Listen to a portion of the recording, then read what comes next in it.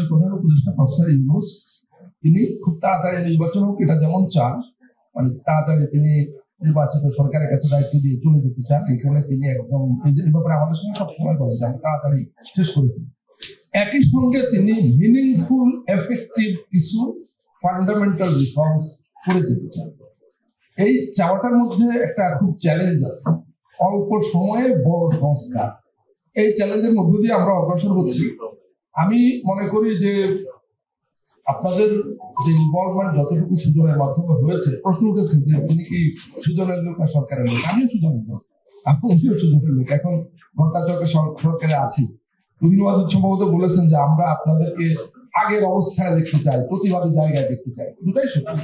প্রথম কথা হলো আমি নিজে তো বললাম যে আমি আমার অধিকার বন্ধক রেখেছি। বন্ধক রেখে আমি কি করছি, আমি সরকারের সঙ্গে যুক্ত হয়ে কিছু কাজ করছি। এখন আমি ধরেন বছরের পর বছর হাজারো বক্তব্য দিচ্ছি, এই বক্তব্য দেওয়ার মধ্য দিয়ে কি আমার কাজ শেষ হবে? আমাদেরকে কিন্তু সবসময় বলা হয় বলা সহজ করা কঠিন।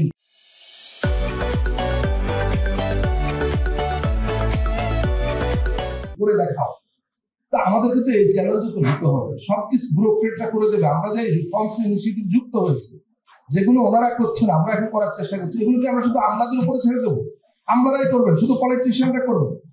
আমাদেরকে তো এর মধ্যে ঢুকে দেখাতে হবে, দেখতে হবে যে কাজটা আসলে কিভাবে হয়, আমরাও কিছু করতে পারি।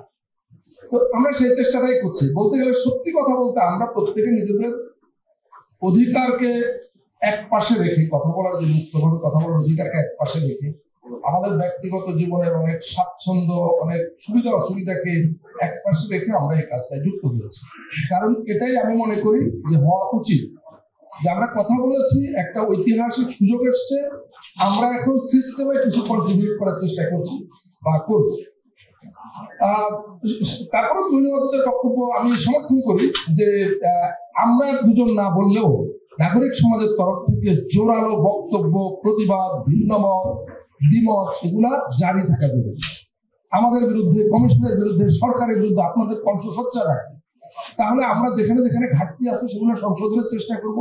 কখনো আমরা ভুল পথে যাবার চেষ্টা করলে সেখান থেকে ফিরে আসার চেষ্টা করবো।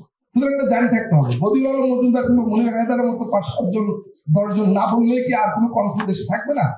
কণ্ঠ বাড়াতে হবে, কণ্ঠ জারি রাখতে হবে। করতে না পারি, আমরা যদি ব্যর্থ হই তাহলে এবার সংস্কার কিন্তু আর কাজই থাকবে না। এটা অপরাধ বা ক্রাইম হিসাবে গণ্য হবে এবং আমরা সবাই সেটা ভুক্তভোগী হবে।